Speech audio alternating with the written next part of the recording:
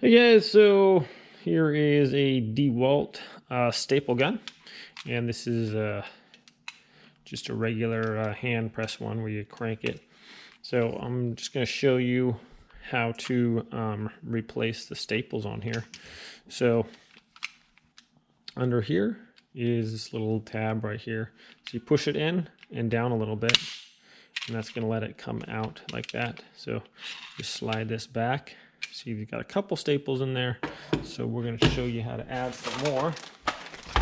Staple guns are pretty handy. All right, so you get a group of staples there.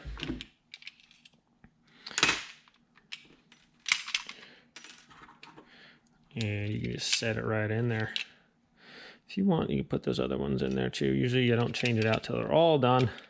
And then to secure it back, just press that back. And then that part, make sure it locks down in right there.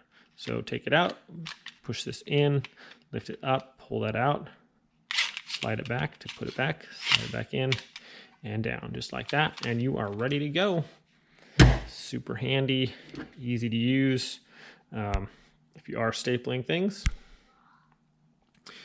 these arrows you can line up where it is, and you can see where your staple is going to go. So if you think it's going to go right at the very end, it's not. It's going to go back a little bit right where that arrow is. So you line up your arrows, and that's where you know your staple is going to be. Oh, look, we have a guest in the video, Mr. Spider, walking across. Dun, dun, dun, dun. Hello, Mr. Spider. There he is. All right. Thanks for watching this video, guys. Have a great day.